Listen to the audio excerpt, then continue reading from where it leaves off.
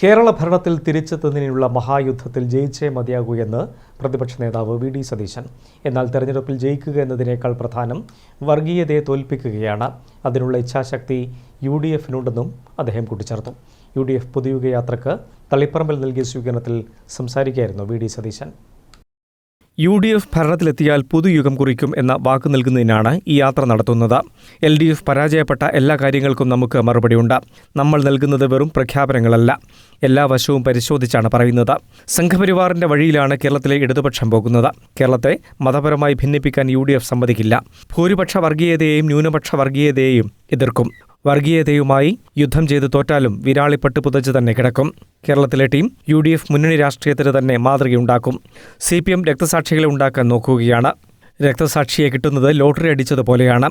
അവരുടെ പേരിൽ പിരിവ് നടത്തി അടിച്ചുമാറ്റി ലാഭമുണ്ടാക്കാനാണ് ശ്രമം. രക്തസാക്ഷിയുടെ കുടുംബം പോലും പാർട്ടിയെ വെറുക്കുന്നുവെന്നും വി.ഡി. സതീശൻ പറഞ്ഞു.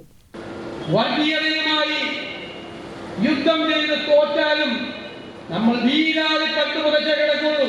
തോറ്റ് പിന്മാറില്ല. ഇത് അവസാനിപ്പിക്കണ്ടേ?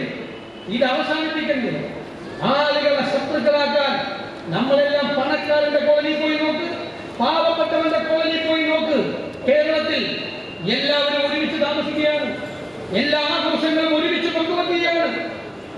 ഇവർ ഈ വിഷപ്രചാരകർ, നാവെടുത്താൽ വിഷം മാത്രം വമിക്കുന്ന കുറെ ആളുകൾ, കുറെ രാഷ്ട്രീയ നേതാക്കളുണ്ട്, കുറെ മത നേതാക്കളുണ്ട്. ഇവരെല്ലാം കൂടി ഇറങ്ങി, കുറെ നല്ല ഇവരെല്ലാവരും കൂടി ഇറങ്ങി നമ്മളെ ശത്രുക്കളാക്കാൻ നോക്കും. ഒരു രാഷ്ട്രീയ പ്രസ്ഥാനത്തിന്റെ പ്രധാന ലക്ഷ്യം തെരഞ്ഞെടുപ്പിൽ ജയിക്കുക എന്നതാണ്.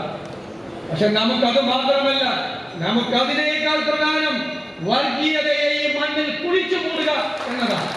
ഒരു സംശയവും വേണ്ട. നമ്മളത് ചെയ്യുക തന്നെ ചെയ്യും. UDF ആണ് യഥാർത്ഥ ഇടതുപക്ഷമെന്ന് അവർ പറയുന്ന സ്ഥിതിയാണുള്ളത്. പാർട്ടിയിലെ കള്ളത്തരം തുറന്നു പറയുന്നവരെ പുറത്താക്കുന്നതും അയ്യപ്പന്റെ സ്വർണം അടിച്ചുമാറ്റിയവനെ സംരക്ഷിക്കുന്നതുമാണ് അവരുടെ വൈരുദ്ധ്യാത്മക ഭൗതികവാദമെന്നും പ്രതിപക്ഷ നേതാവ് കൂട്ടിച്ചേർത്തു. പ്ലാസ ജംഗ്ഷനിൽ നിന്നും ജാഥയെ സ്വീകരിച്ച് ആനയിച്ചു.